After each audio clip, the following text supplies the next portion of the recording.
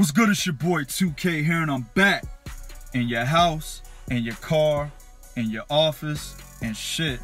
If you go to your mama's house and check her computer, you might see the prodigy in her browsing history. Real talk. Man, we're gonna do something different, something we haven't done in a while. We're gonna talk about what's hot, and what's hot right now. Breaking news. And this shouldn't come as a surprise to anyone.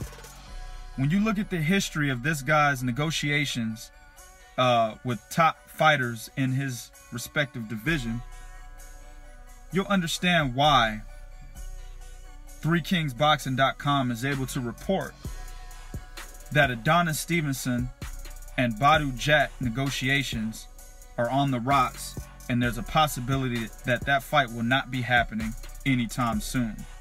And now the WBC has put Eleider Alvarez's bitch ass back in the driver's seat for Adonis Stevenson to fight next. Why am I calling Eleider Alvarez a bitch ass when Adonis is the guy that keeps giving him step aside money? Well, it's simple. It's because that motherfucker keeps taking the step aside money instead of fulfilling his fucking legacy to become the next WBC champion out of the 175-pound division, right?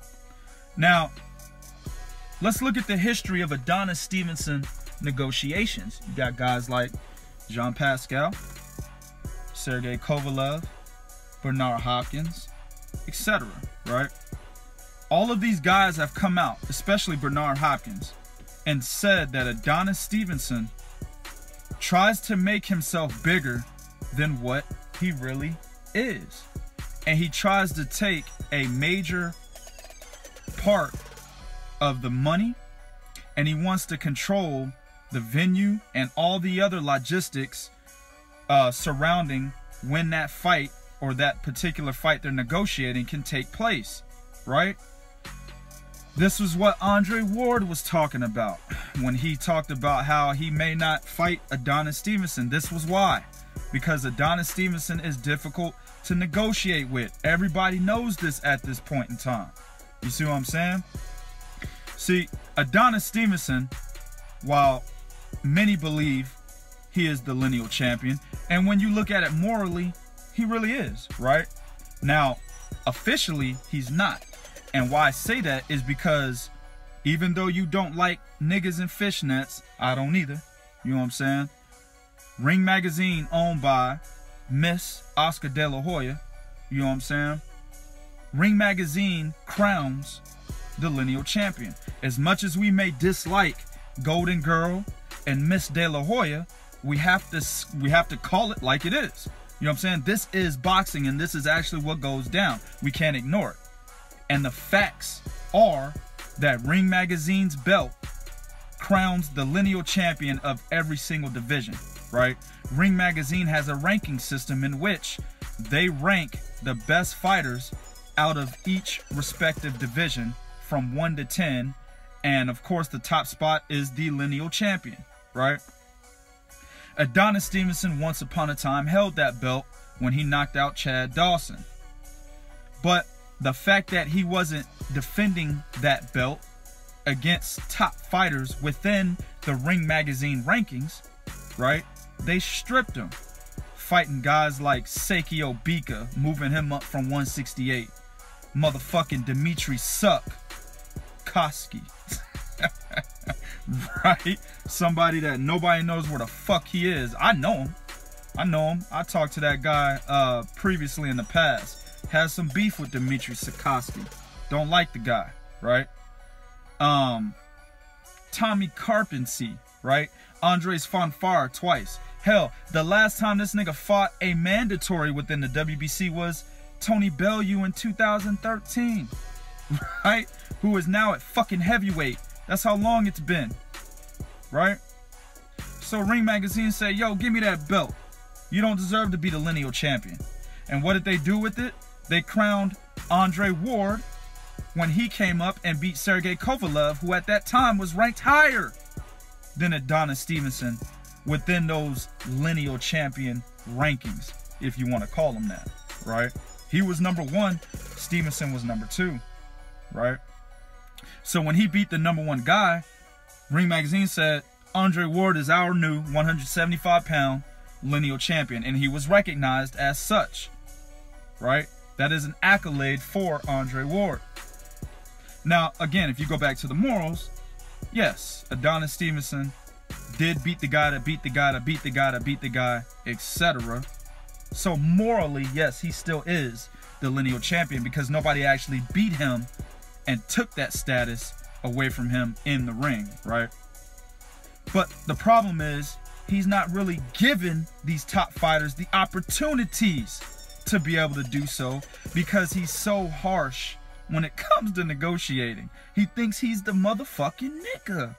Like, and I understand where he's coming from, right? But you have to be realistic when you're negotiating with guys like Bernard Hopkins, like Jean Pascal. These are motherfuckers that have established themselves within that division when you were still fighting for motherfucking table scraps at 168, nigga.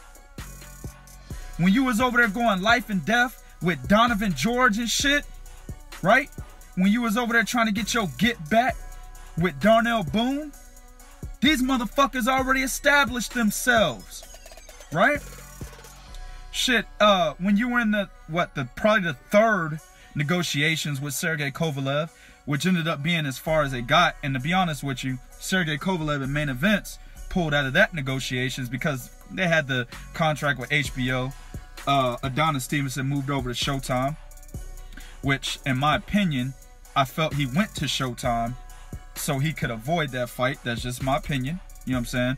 He got more money fucking with Al Heyman. I can't knock him for chasing the money, but we all knew after Sergey Kovalev knocked out Cedric Agnew, excuse me, right? And Adonis Stevenson had won his fight. I can't remember what fight it was that was parallel to the one Kovalev had with Agnew. It was like, oh shit, that fight is about to happen. And next thing you know, he goes to motherfucking Al Heyman. Immediately, like out of the blue, right? So to me, it just felt like he really wasn't trying to take that fight. He could have waited, took that fight, you know, had it on HBO, win or loss, then went to Al Heyman. Because as I tell you guys before, man, when you lose to a top fighter in the division, that doesn't mean that you're done. You see what I'm saying? When you lose to a great fighter, that doesn't mean that you're done. It really depends on how you're marketed, right? Because the same could be said for Rigo, but Rigo quit, and he's one of the most hated fighters in boxing, and he's one of the guys that the media and all the big entities within the sport don't want to market and try to do everything they could to get him out of the sport. He's the exception. But Adonis Stevenson at that time, he didn't have that negative connotation on his name at that point in time, right? He wasn't really pressed with negativity. People just wanted to see him fight Sergey Kovalev. So he should have took the fight, win or lose, and then went to Al Heyman. He still would have a career, right? And I don't want to get too deep into this shit. I don't want to turn this What's Hot segment into like a, you know what I'm saying, the Prodigy Speaks type of segment on Adonis Stevenson. I could do that later. You know, but my point is, if you look at the history, man, of how Adonis tries to market himself as the WBC champion and morally the lineal champion, he tries to be bigger than guys who have already etched their stone in boxing history, right? You know, Jean Pascal, probably not going to be a Hall of Fame or anything like that, but he had already etched his name in the 175-pound division, and he was still a major player at that time. He hadn't fought Sergey Kovalev yet. You know what I'm saying? He was still a major player.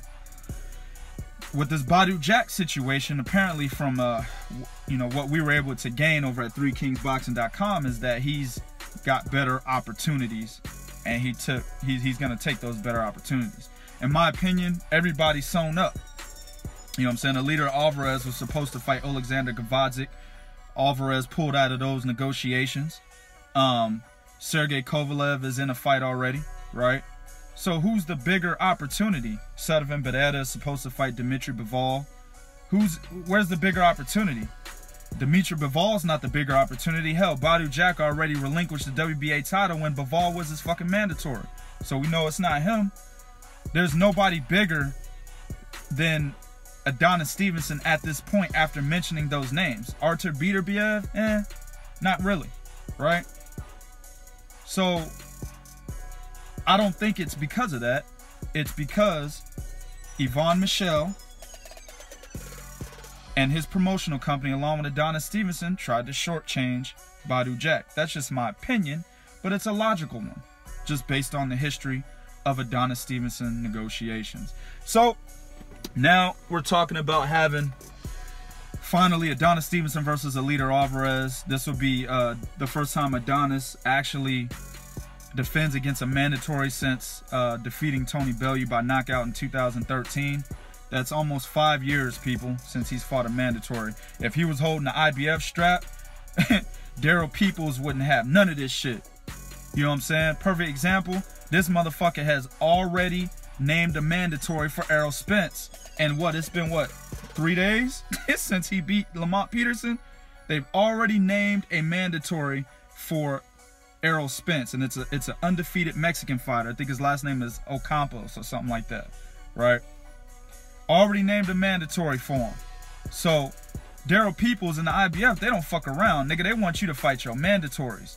But see, we be crooks, aka the WBC. Oh nah, man, step aside money all day long, bro. We take that.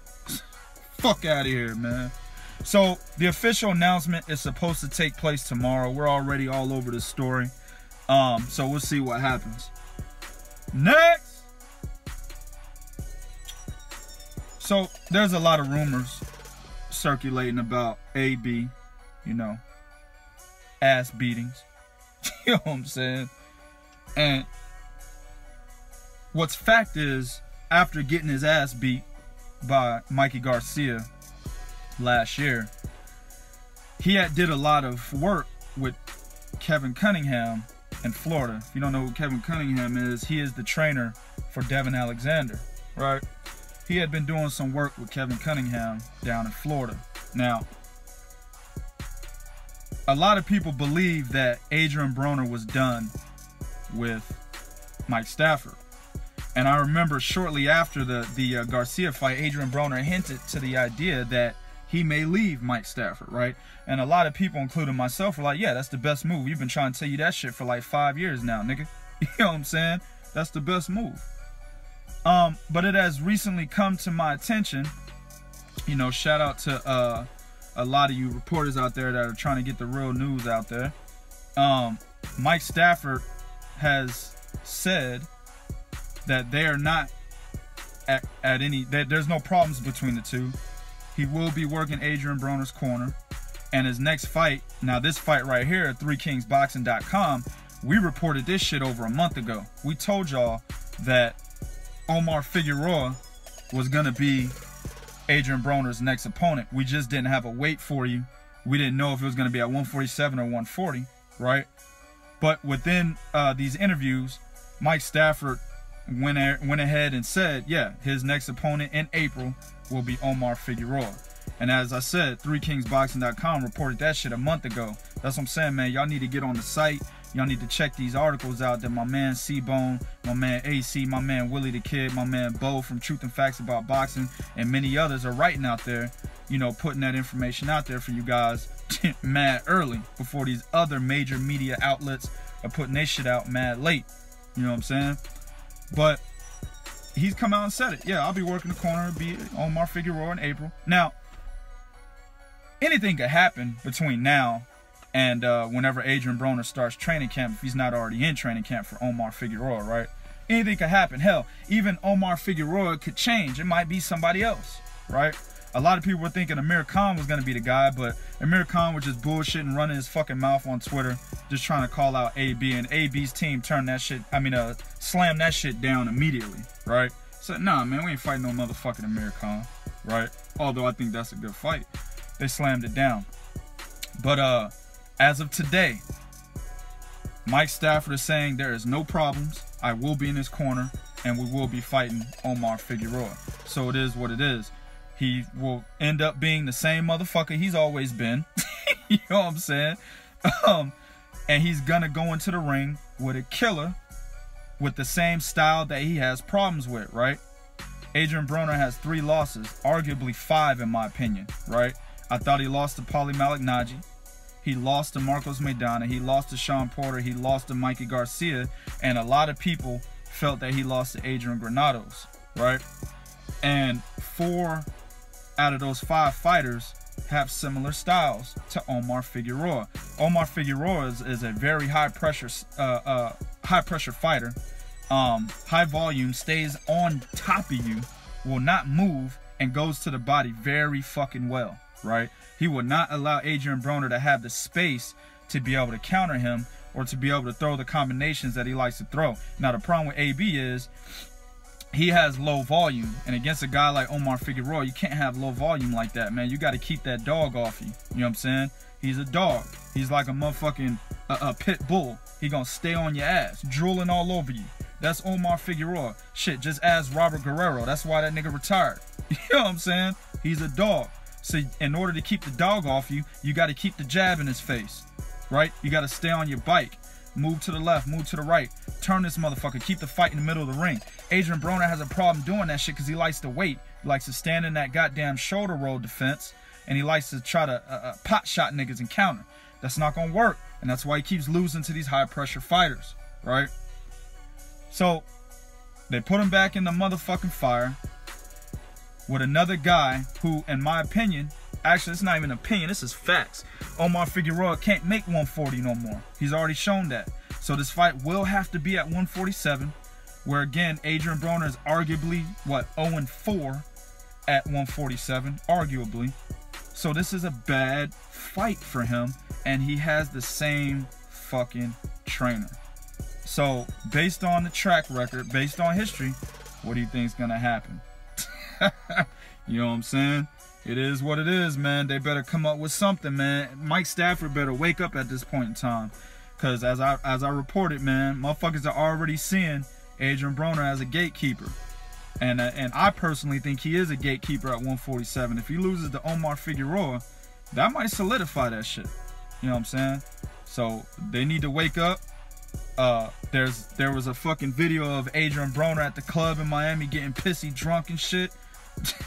Man, I don't know, man. Look, they need to do something, and Mike Stafford's gonna have to change his motherfucking training style. I don't see it happening, but right now, man, it's almost mandatory.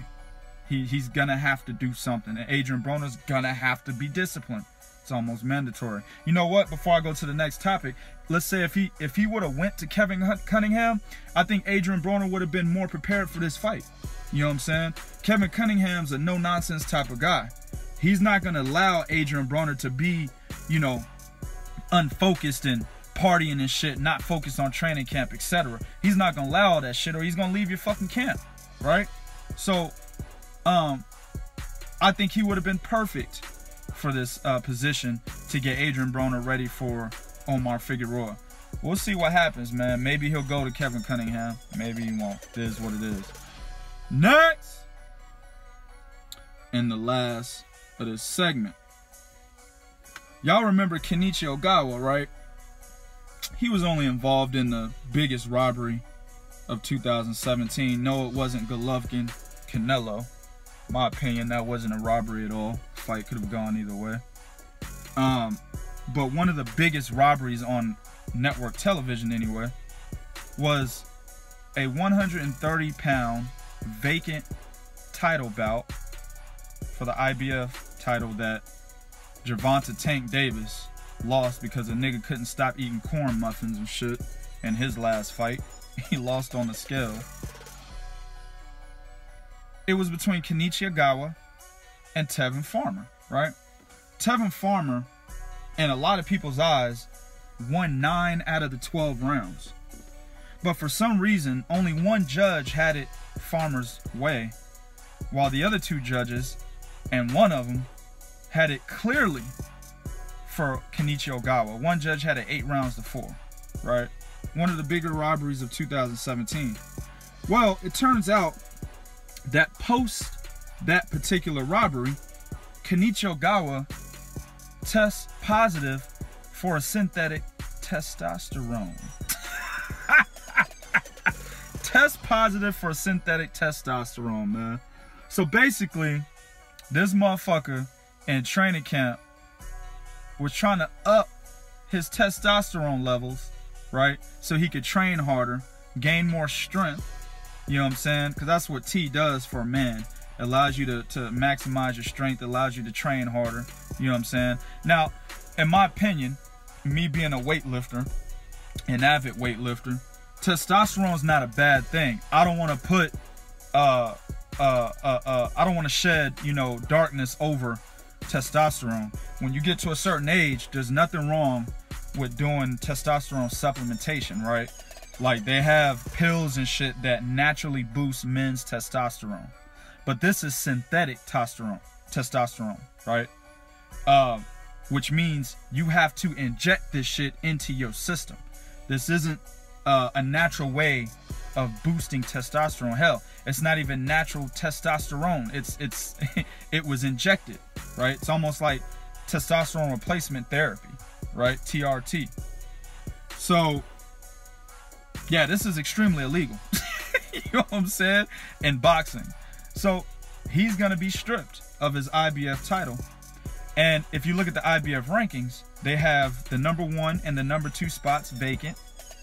They have Billy Dib at #3, which I don't understand why the fuck Daryl Peoples would have Billy Dib at #3 at 130 when this motherfucker hasn't done anything. In 2017, Billy Dib was 1-0-1, and that other one is a no contest, right?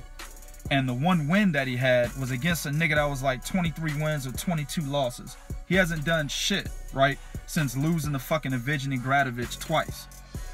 Now, he's #3. #4 is, of course, Tevin Farmer.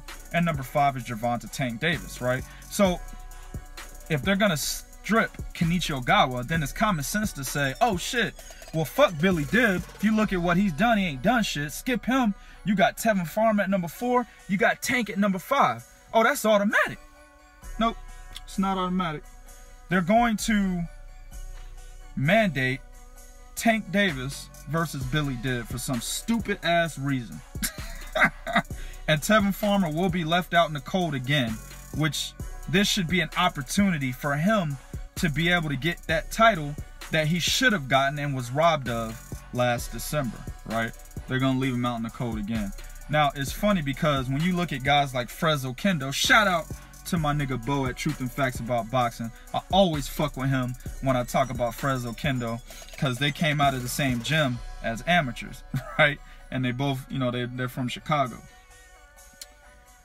Fresno Kendo continues to get 2nd, 3rd, 4th, 5th, 6th, 7th, 8th, infinity motherfucking chances to get a crack at the WBA regular title, right? Because he lost a majority decision to Ruslan Shagaev.